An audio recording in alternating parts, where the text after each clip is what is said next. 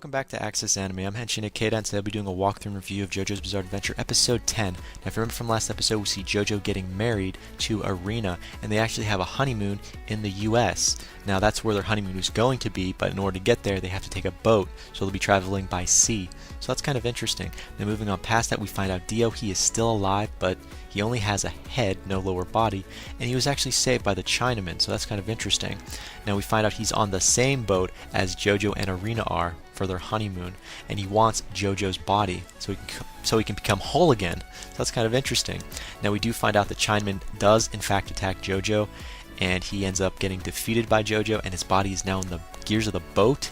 So the boat's about to be destroyed, and at the same time the Chinaman infected another crewman of the ship, and that person in turn infected everyone else to an extent. So now it's got a boat full of zombies, so there's nowhere to go and you're in the middle of nowhere. Now we do a light catch up with Arena and Dio. Dio kind of fills Arena in on what's kind of really been happening, and we do see Dio has mortally wounded JoJo, so he's dying. He can't really do anything, can't even use his ripple energy, just enough to defeat the Chinaman. Now moving on past that, we do see JoJo and Arena having their little ah moment, very cute little moment. But it didn't last, because JoJo kind of pushes her off and says, save that child, because there was a child in the arms of, I guess, its dead mother, and she ends up saving the child, so Arena now has a baby in her arms. And again, we do see her saving the child thanks to JoJo pointing it out, and JoJo telling her to live, don't die here, that's not what he wants. Now we do see a little interesting moment between Dio and JoJo. They're kind of not holding each other, but Dio's trying to convince JoJo to join the dark side since he's about to die, but it doesn't work.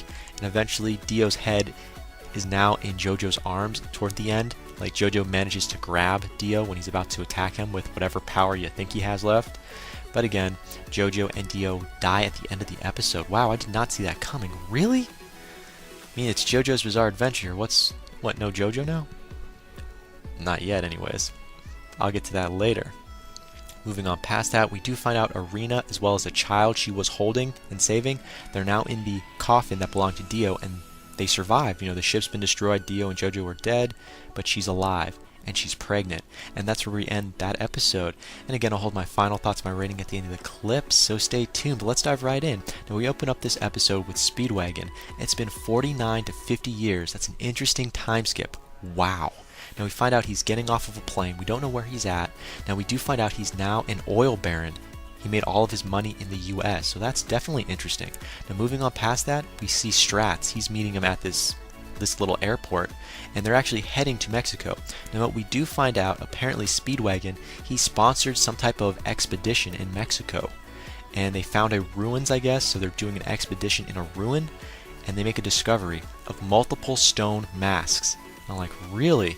But again, that's where we open up the scene at. Now moving on past that, we're taken to the fall of 1938 in New York. So wow, it's definitely an interesting time in my opinion. I love that time. Now we're introduced to a new character. His name is Smokey. Now he's a common thug, a little pickpocket, a little kid. Probably an orphan in my opinion. Now he robs someone off the start. He steals someone's wallet and goes down a blind alley. And some cops basically catch up to him, and they try to blackmail him. So like, wow, these are horrible cops. They're trying to blackmail a kid just to, whatever he pickpockets, he's going to split down the middle per se and give the rest to the cops.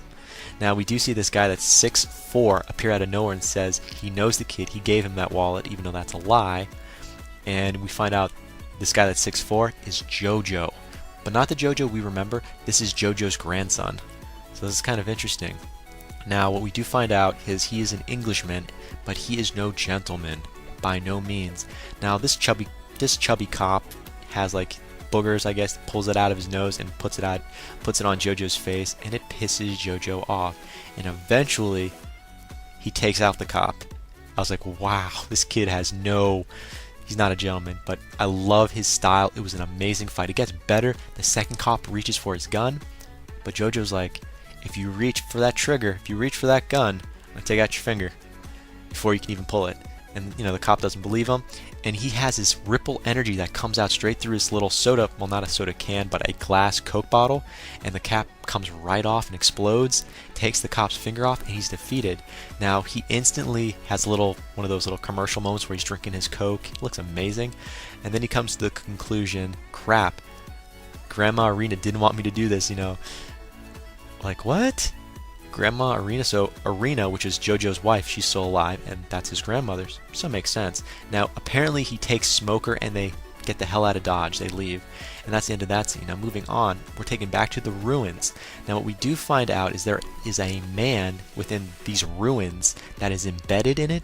I didn't understand that. And again, he's surrounded by stone masks, and he is apparently still alive. Hard to believe that. I mean, wow. Now we also find out that this guy might have been the one to design these stone masks, so I didn't understand that either. Now, the only reason why Strats is there is because Speedwagon asked Strats to come by to destroy these masks as well as this being, so that kind of makes sense in general since Speedwagon can't even use, real ripple energy. Only Strats could. Now, we do find out Strats looks as young as ever. Not that young, but he's still younger than Speedwagon, even though they're the same age, so that's kind of interesting. Now, moving on past that, Strats goes off in his own tangent and starts talking about JoJo, the young JoJo at age 13, how he saved Speedwagon when he was hijacked, and I don't know why he's going over this little flashback. So we're taken to a flashback where we see JoJo at age 13 reading a comic book, and Speedwagon, they're on this plane and they're being hijacked, and these hijackers approach JoJo and they're telling him, put the comic away, this is a hijacking. He's like, yeah, do whatever you want to Speedwagon, I don't care. Like, wow, you are nothing like your grandfather. You are one heartless SOB. But they beat the crap out of him, thank God, and it was amazing to see. Yeah, it was amazing to see. You heard me. But anyways, he gets blood on his shirt, and he just goes ballistic, takes out the pilot, takes out the crew, and tells Speedwagon to grab the chairs and let's get the heck out of here. And he ends up saving Speedwagon. I'm like, wow. Because apparently his grandmother made him that shirt, so he takes family really seriously when it counts, so he's very protective. Especially something his grandmother makes him like, wow. But he's nothing like his grandfather. But moving on to a different scene, now we see Strats, we're still in the ruins, and he takes out all of the expeditioners, the people that are around him, except for Speedwagon. He hits Speedwagon eventually, and he points out, well, if I kill you, then JoJo will come. Like, what? That makes no sense. But then we find out he says he admired Dio in secret, and that doesn't even make sense. I'm sorry. What? You fucking kidding me? No.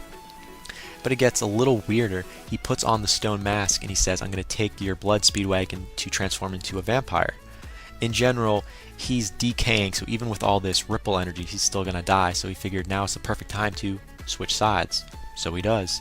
And eventually he hopes that JoJo will find him so they can have a one-on-one, because JoJo and Arena are the only other two that know about the stone masks. So he's trying to take out each person one by one.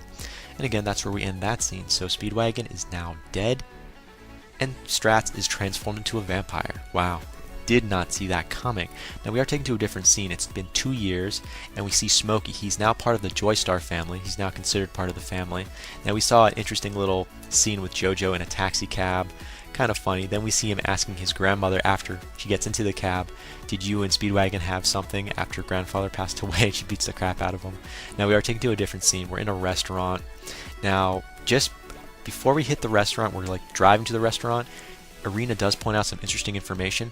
The child she brought up in the coffin when she left the ship, when the original ship went down that she was on with JoJo, when it hit rock bottom and she was in the coffin, she saved, it looks like, a little girl is who she saved, a little baby girl, and she was pregnant. She had a son. Now apparently those two end up marrying each other. Those are JoJo's real parents. Like, wow. Now sadly they passed away due to the war and sickness, so now you know why JoJo is really tight when it comes to family, when it really matters. So that definitely makes a lot of sense. But sorry, I digress. Moving on. Now we are taken to the restaurant scene, which is definitely interesting, where we see JoJo as well as Smokey. They're at a restaurant with their grandmother Arena, and this chubby gangster-looking guy is saying, well, your race isn't welcome here, Smokey. And Smokey was about to leave, but JoJo takes the offensive and says, sit down, I'll take care of this. And then his grandmother basically explains, just don't bother the customers, but beat the crap out of this guy. I'm like, wow. Is this the same Arena I remember? No.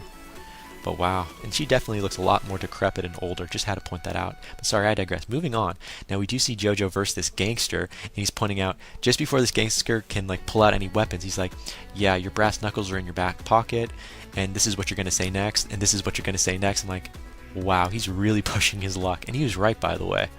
And he's like a doctor or something like that, like he's pointing out all the blood marks on this gangster shirt. It's like, that's why you have your brass knuckle in your back pocket. And eventually this this guy beats the crap out of JoJo. But he doesn't. He ends up not. He beats the crap out of this other object that's right in front of JoJo. So JoJo pulled a fast one on him, and then eventually JoJo beats the crap out of this guy, and they're done. Small little fight, not a lot of description there. Now apparently this henchman, this fat guy's boss, is also there, and he knows Arena and he knows JoJo because he was friends or business acquaintances with Speedwagon, and he points out Speedwagon was murdered by some mystic man in Mexico, and that Speedwagon's body was drifting dead in a river in Mexico. And they come to the conclusion, Strats. That description fits Strats, so now they know it's Strats, and he is pissed off. He beats the crap out of the boss. Like, wow. He's like, yeah, you're gonna tell this to my grandmother, really? So he takes out the boss, and that's the end of that scene.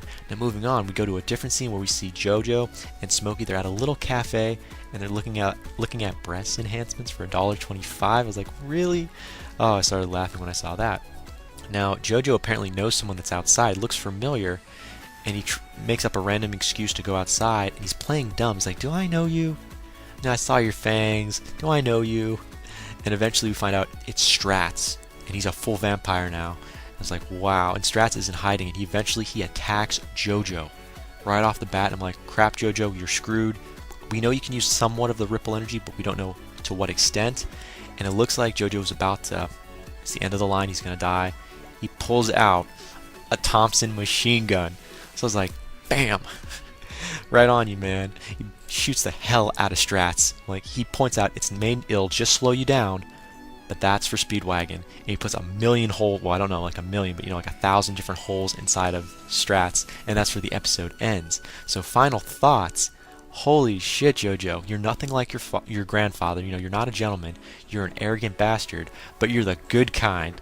You still think on your toes, and you're very strong forward, and you use a machine gun. Thank God someone uses one. I mean, it's 1938, you got the Mafia. I can't wait to see what this is going to take us. Now, as for if you took out, Strats, probably not because he's a vampire, but you already know that, so you're prepped. Now, as for Strats, we have no idea where you're at on your power level, so I can't wait to see where that's going to take us. Now, back to Arena. I'm wondering what else you're hiding. Is there more information you've learned along the way? We don't know. As for Smokey, I have no idea how much of a role you're going to have in this series, but we'll find out. Now, moving on past that, we'll go to final thoughts. Beyond that, I should say, rating. Now, beyond my final thoughts up into my rating, I have to give this a 4.5 out of 5.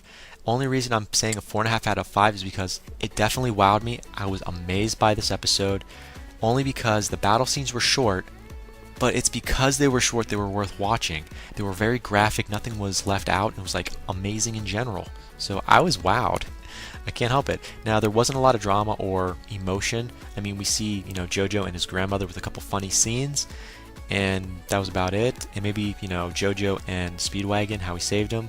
But other than that, maybe between Smoker and JoJo at the beginning of the episode, but that was about it. That wasn't a lot, in my opinion. So this was just enough to give it a 4.5 out of 5. I should give this a 4, but the graphical gore and the scenes of JoJo beating the crap out of people, and obviously he pulled the Thompson machine gun, I gotta give this a 4 out of 5. Are you kidding me? Again, final rating 4.5 out of 5. But definitely comment down below, let me know. Subscribe and thumbs up, thumbs down. Let me know what you thought of this episode. Let me know what you're gonna think is gonna happen in the next episode that's coming up. And again, definitely check me out on Twitter and follow me if you like. But again, that ends it for now. I still have 2 more walkthroughs and reviews to do today. Probably only finish Sword Art Online first. One Piece probably later on tomorrow morning. So definitely stay tuned. But guys, I gotta hit the hay. I gotta go. Well, before I go, I gotta say it. Can't stop the access, but you can watch the feed. I'll see you later, guys.